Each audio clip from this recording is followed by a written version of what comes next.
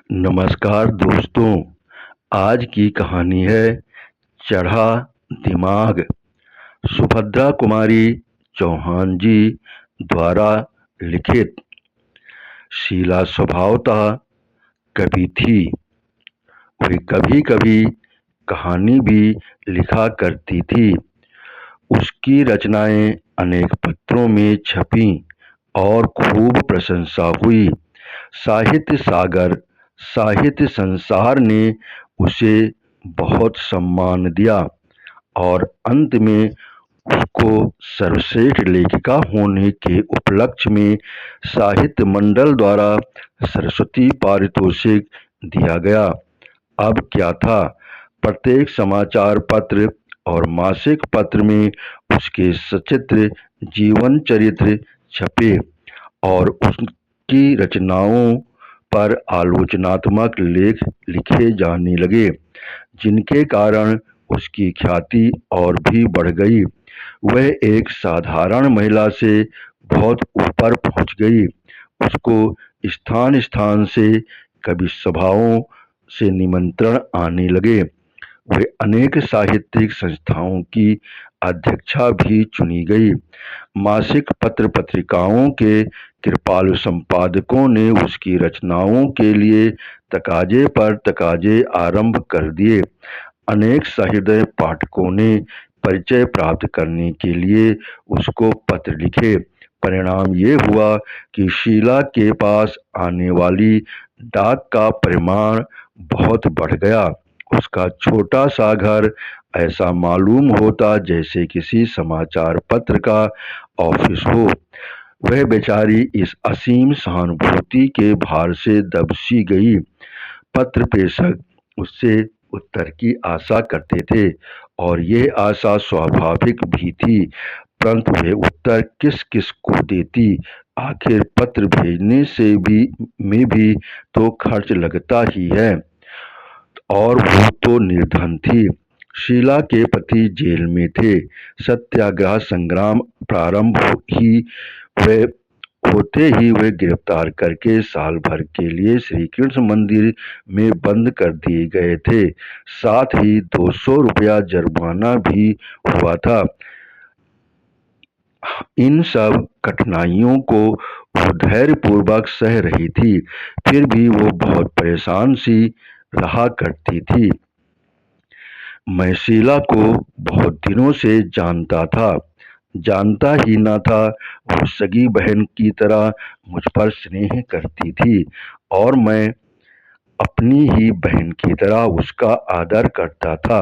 इधर कुछ निजी झंझटों के कारण मैं बहुत दिनों से शीला के घर न जा सका था। एक दिन शाम को पोस्टमैन ने मुझे एक लिफाफा दिया। खोलकर देखा तो पत्र मेरा नहीं किंतु शीला का था। कल्पता कल्पलता मासिक पत्रिका के संपादक महोदय ने बड़े आग्रह के साथ शीला को कोई रचना भेजने के लिए लिखा था। वो पत्रिका का कोई विशेषांक निकाल रहे थे। पत्र समाप्त करते करते उन्होंने ये भी लिखा था कि उसकी रचना के बिना उनका विशेषांक अधूरा ही रह जाएगा। उस जैसी विदुषियों के सहयोग से वो कल्पलता के विशेषांक को सफल बना सकेंगे। पत्र को उलट पलट कर देखा। मालूम होता था संपादक महोदय ने भूल से लिफाफे पर मेरा पता लिख दिया था, क्योंकि मैं भी कभी कभी कल्पलता में अपनी तुकबंदियां भेज दिया करता था। जैसा कि मैंने पहले ही कहा था, मैं बहुत दिनों से शीला के घर ना जा सका था और अब अकस्मात ही यह पत्र उसे देने का प्रसंग आ गया। इसीलिए दूसरे ही दिन प्रातः काल में उसके घर चला गया। शीला का घर छोटा सा था और गृहस्थी भी थोड़ी सी। घर में कोई पुरुष नहीं था। उसकी बूढ़ी सास थी और एक नन्हा सा बच्चा था। ये शीला की ही संरक्षता पर निर्भर थे। उनके पति की अनुपस्थिति में भी वह गृहस्थी को सुचारू रूप से चलाए जा रही थी। उसके इस असीम धैर्य और साहस की मैंने मन ही मन प्रशंसा की। जब मैं वहां पहुंचा, वह आंगन में बैठी कुछ लिख रही थी। मैंने देखा उसका छोटा सा बच्चा दौड़ता हुआ आया और किलकारी मारकर पीछे से उसकी पीठ पर चढ़ गया। साथ ही उसके लिखने में फुल स्टॉप लग गया। मैंने पूछा, क्या लिख रही हो? कल्पलता के लिए एक कहानी लिख रही थी। वह मुस्कुराकर बोली, पर जब ये लिखने दे तब ना। उसने वाक्य को पूरा किया। मैंने पूछा, कितनी बाकी है? कहानी तो पूरी हो गई है, पर उसके साथ उन्हें एक पत्र भी तो लिखना पड़ेगा। शीला ने कहा। मैंने उस कहानी को लेने के लिए हाथ बढ़ाया, पर वे कुछ बीच में ही रोक कर मुस्कुराती हुई बोली, लो, पहले इसे तो पढ़ लो, फिर कहानी पढ़ना। कहते हुए उसने एक लिफाफा मेरी ओर बढ़ा दिया। लिफाफे पर पता शीला का और पत्र मेरा था। कल्पलता के संपादक महोदय ने मुझसे भी शीला की कोई रचना भिजवाने के लिए आग्रह किया था। साथ ही उलाहना भी दिया था कि उन्होंने शीला को कई पत्र लिखे, पर किंतु उसने एक का भी उत्तर नहीं दिया। और अंत में बहुत क्षुब्ध होकर उन्होंने लिखा था, इस चढ़े दिमाग का कुछ ठिकाना भी है। मैंने पत्र समाप्त करके शीला की ओर देखा और वह मुस्कुरा रही थी, किंतु उस मुस्कुराहट में ही उसकी आंतरिक वेदना छिपी थी। उसकी असमर्थता की सीमा निहित थी। कदाचित उसे छिपाने के लिए प्रहरी की तरह मुस्कुराहट उसके होठों पर खिल रही थी। कुछ क्षण तक चुप रहने के बाद मैंने पूछा, क्या लिख दूं संपादक जी को? लिखोगे क्या? उन्हें ये कहानी भेज दो। उसने उसी मुस्कुराहट के साथ उत्तर दिया, पर उन्हें ऐसा न लिखना चाहिए था। मैंने सिर नीचा किए हुए ही कहा, उन्होंने कुछ अनुचित तो लिखा नहीं। उसने गंभीर होकर कहा, कई पत्रों का लगातार उत्तर न पाने पर लोगों की ये धारणा हो जाना अस्वाभाविक नहीं है। उनकी जगह पर क्षण भर के लिए मुझे या स्वयं अपने आप को समझ लो, फिर सोचो। लगातार 3-4 चिट्ठियां भेजने पर भी यदि कोई उत्तर न दे तो फिर उसके बारे में क्या सोचोगे? यही ना कि बड़ा घमंडी है, चिट्ठियों का उत्तर नहीं देता। मैं निरुत्तर हो गया। दोनों चिट्ठियां मेरे हाथ में थीं। दोनों की तारीखें एक थीं। मैं समझ गया कि जल्दी जल्दी में संपादक महोदय ने मेरा पत्र शीला के लिफाफे में और उसका मेरे लिफाफे में रख दिया। मुझे कुछ हंसी आ गई। मैंने शीला का पत्र उसकी ओर बढ़ाते हुए कहा, लो, ये पत्र तुम्हारा है। मेरे पास उसी तरह चला आया जिस तरह मेरा पत्र तुम्हारे पास आ गया है। ये वह पत्र पढ़ने लगी।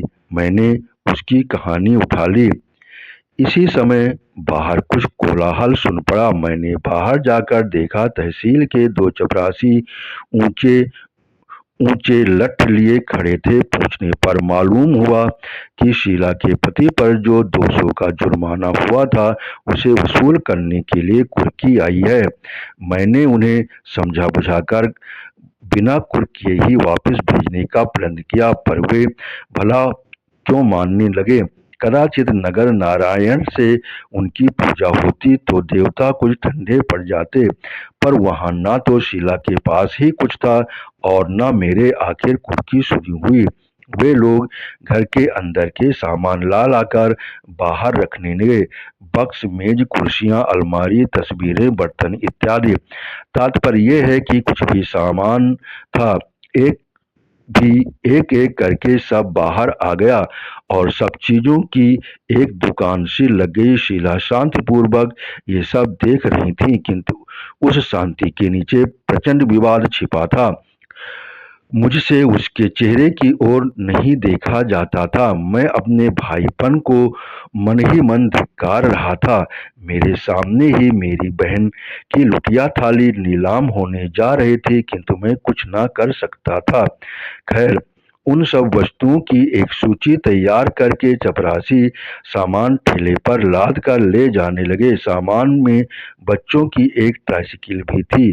शीला का यया ब्रजेश अमाली ताइकिल कहके मचल उठा।